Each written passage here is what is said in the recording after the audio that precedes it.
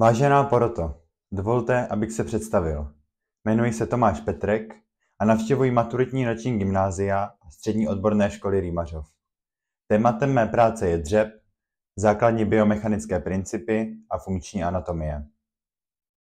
Na úvod bych rád zmínil, proč jsem zvolil zrovna dřep. Jedná se totiž o jeden z nejpřirozenějších pohybů.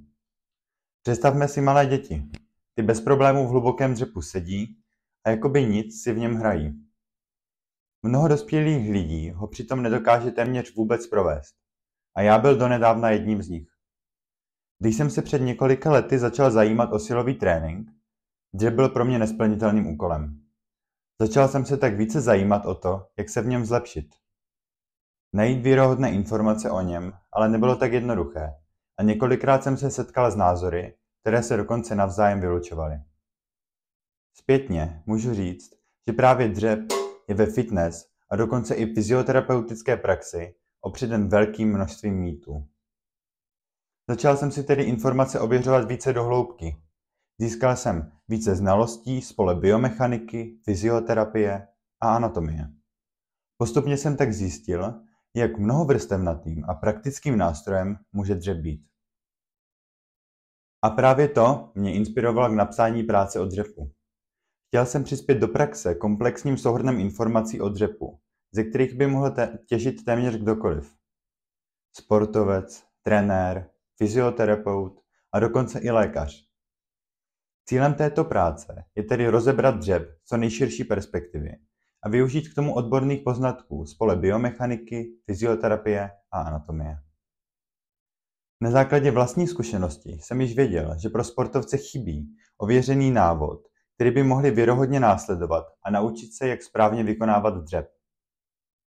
V mé práci se tedy věnuji zformulování správné techniky dřepu a tomu, co jí musí předcházet. Povedlo se mi vytvořit detailní videonávod o technice dřepu, jehož funkčnost a pochopitelnost i pro běžné sportovce jsem již ověřil v praxi. Už měsíc totiž slouží jako výukový materiál pro komunitu Rýmařovské posilovny.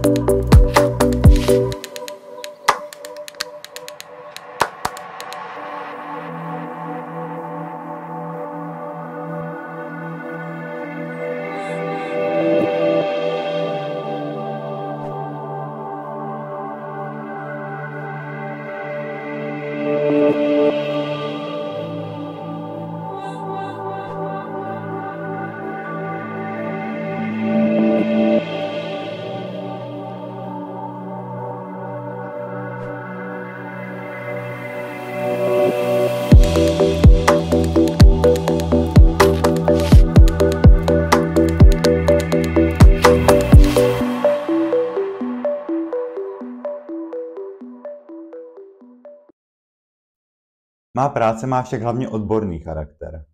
Snažím se rozebrat dřep ze všech možných úhlů. Do hloubky rozebírám hlavně biomechanické principy, tedy fyzikální zákony aplikované na pohyb. Pohled čistě biomechanický by ale podle mě byl nedostačující a nebylo by možné udělat si úplnou představu, jak lidské tělo při pohybu funguje. Proto se ve své práci zabývám také pojmem funkční pohyb. který ve své podstatě představuje neurologickou stránku pohybu. Pomocí těchto dvou navzájem se prolínajících odvětví se dívám na dřep jako na harmonický celek, ve kterém se dílčí pohyby propojují v jeden. Z mé práce by mělo být patrné, že pokud chceme porozumět vlastnímu tělu a tomu, jak se pohybovat, musíme pochopit souvislost mezi neurologií a biomechanikou. Oběma aspekty se ve své práci dopodrobna věnují a vzniká tak opravdu ucelený zdroj informací nejen o dřepu, který je zřejmě nejpřehlednějším předmětem zkoumání, ale také o pohybu obecně. To může být mrtvý tah, výpad, ale také třeba chůze nebo běh. Stačí nám k tomu pochopit, jakou roli při pohybu hrají moment síly, těžiště těla, reakční síla nebo neuromuskulární propojení, stabilita či mobilita. Již jsem zmínil, že dřep je pro pozorování biomechanických principů velice vhodným předmětem. Stejně tak je účelný pro diagnostiku pohybového aparátu.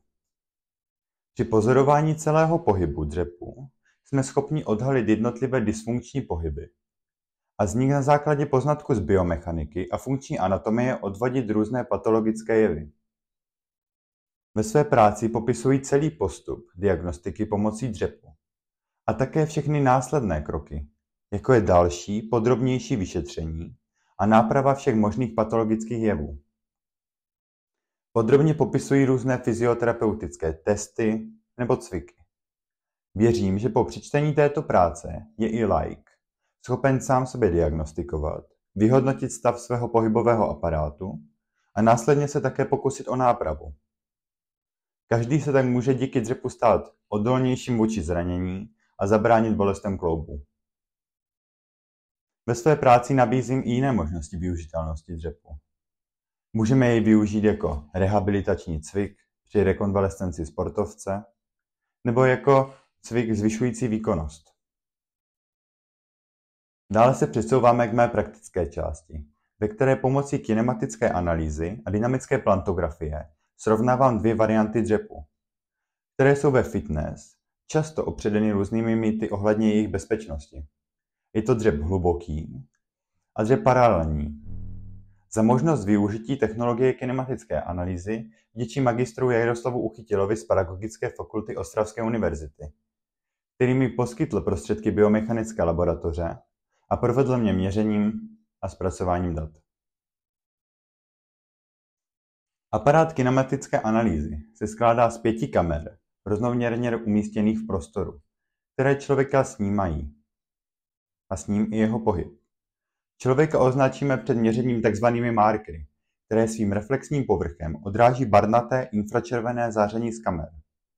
Kamery zpět záření zachycují a zaměřují tak body v prostoru. Se souřadnicemi můžeme pak dále pracovat v počítačovém softwaru, ve kterém vytvoříme názorný biomechanický model kostry.